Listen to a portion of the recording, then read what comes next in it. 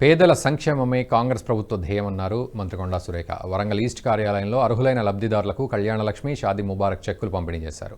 మొత్తంగా 367 మంది లబ్ధిదారులకు 3,67,42,572 రూపాయల చెక్కులు పంపిణీ చేశామన్నారు.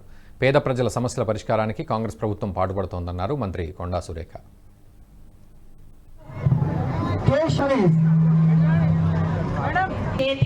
ఈ రోజు పెద్ద ఎత్తున, ఎందుకంటే గత ప్రభుత్వంలో కళ్యాణ లక్ష్మి కార్యక్రమం ప్రారంభించినప్పటికీ లాస్ట్ వాళ్ళు ఎలక్షన్స్ ముందు చాలా కాలంగా ఆ చెక్స్ ఇష్యూ చేయడం ఆపేశారు.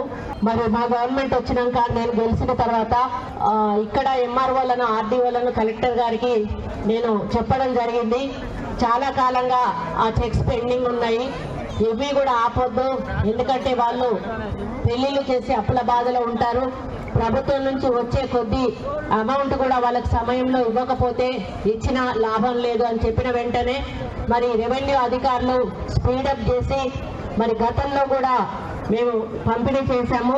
అప్పుడు 429 మంది లబ్ధిదారులకు షాదీ ముబారక్.